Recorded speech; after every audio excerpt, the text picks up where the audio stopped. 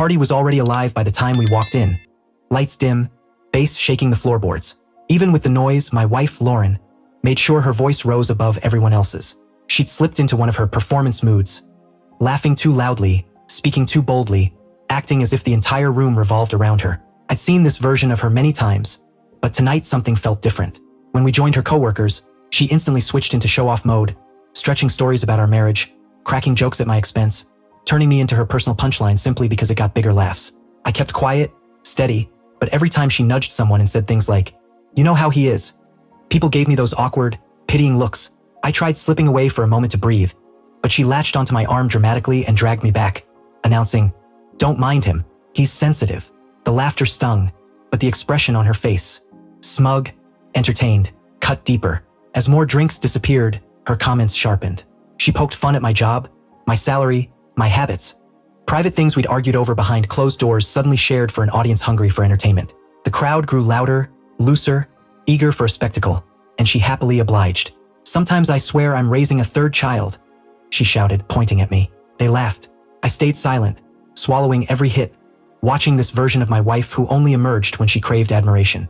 But the moment that shattered everything came when she tapped her glass, demanded attention, and declared, "You know what? If he's that miserable with me, he can just walk away then." Laughter mixed with startled gasps. She looked straight at me, smirking, expecting me to laugh it off or shrink down. What she didn't realize was that the only thing keeping me there was my patience, and it had finally snapped. I didn't argue, didn't raise my voice, didn't create chaos. I simply set my drink down, stood up, and reached for my jacket. The room, buzzing seconds earlier, went quiet piece by piece as people realized I truly meant to leave. Lauren's smirk faltered. "Oh, come on," she scoffed, suddenly uneasy. "You're not seriously doing this." I didn't respond. I slid my arm into my jacket, buttoned it, and met her gaze once. Calm, solid, unmoved. The silence that fell over the crowd felt suffocating. For the first time that night, she was the one unraveling. "Babe, seriously, stop. It was a joke." Her voice cracked, but I turned toward the door. Behind me, whispers sparked through the room like fire. Did he actually leave? She pushed him too far. Chairs scraped. Someone gasped. Then her footsteps. She hurried after me and clamped onto my arm just before I reached the exit. "Hey, stop. Don't embarrass me like this," she whispered harshly, but the panic underneath was unmistakable. I gently removed her hand the way someone brushes off lint, watching my complete lack of reaction. No anger, no sorrow, no desperation, made the color drain from her face. She saw the truth. Something she never believed could happen was finally happening. "Please," she murmured, suddenly small, her eyes shining with something she'd never shown all night, fear. "Don't walk out like this. People are watching." And that alone told me everything. She wasn't afraid of losing me. She was terrified of losing the image she'd built. I gave her nothing. I stepped outside into the cool night air, leaving her frozen in the doorway. Behind her, people stared, whispered, watching the persona she'd crafted crumble in real time. Someone muttered, "She pushed too hard." Another said, "He finally snapped." But the closing door cut off their voices and cut her off from the last bit of control she'd had. Outside, walking toward my car, I breathed for the first time that evening.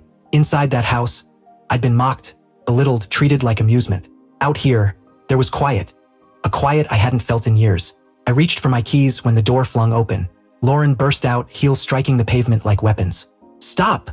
she cried, her voice breaking. She rushed to me, grabbing my jacket from behind. "Don't leave me, please. I didn't mean any of it. I just get carried away." Her mascara streaked, her eyes frantic. Nothing like the powerful, loud woman she'd been moments earlier. She seemed tiny, shaken, terrified. I turned slowly. She braced herself for shouting, anger, something she could twist into an argument she could control.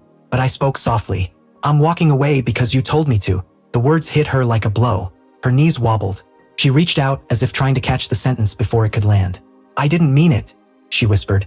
"I was just trying to be funny. I thought people would like me." I nodded once. "They laughed," I said. "But I didn't."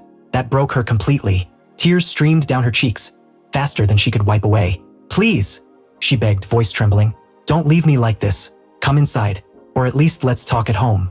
"I'm sorry. I'm so sorry." She reached out again, but my silence drowned her words. She sobbed harder, panicked, choking sobs, as she realized I wasn't reacting the way she expected. I wasn't comforting her. I wasn't saving her. I wasn't offering a lifeline. I was finished. Behind her, people peeked through windows, watching the collapse of a woman who thought she was untouchable. She stepped closer, nearly collapsing against me. "You're the only man who ever loved me," she cried. "The only one who stayed. The only one who tried. I know I messed up. Don't punish me like this. Please don't walk away." Hearing those words, raw, desperate, made everything painfully clear. She finally understood what she'd truly lost. Not someone to mock or manipulate, but the one person who had loved her fiercely, quietly, faithfully. A love she mistook for weakness when it had been the only thing holding our marriage together. I stepped back gently, letting her hands fall empty. "You didn't lose me tonight," I said quietly. "You lost me long before this. Tonight just showed you." Her face caved in.